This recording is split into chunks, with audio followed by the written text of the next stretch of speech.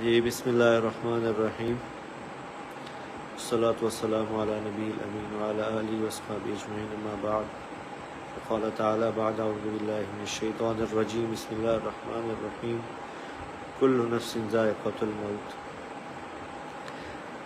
میں انتہائی بوجھل دل سے، انتہائی مشکل سے یہ ویڈیو میسیج ریکارڈ کروا رہا ہوں کہ آج شام کو میرے چھوٹے بھائی عاصم جمیل کی ڈیتھ ہو گئی،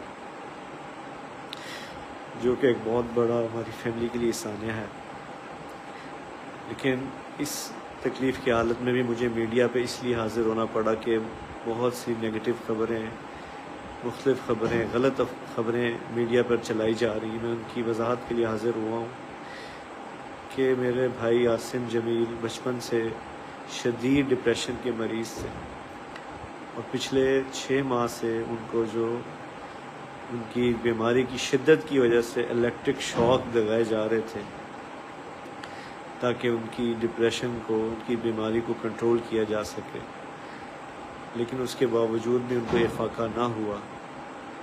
اور آج کے روز وہ اتفاقاً گھر میں اکیلے تھے، اور انہوں نے اپنی تکلیف اور اذیت کی وجہ سے باہر سیکیورٹی پہ تعینات جو گارڈ تھا اس سے بندوق لی اور اس سے اپنے آپ کو انہوں نے شوٹ کر دیا۔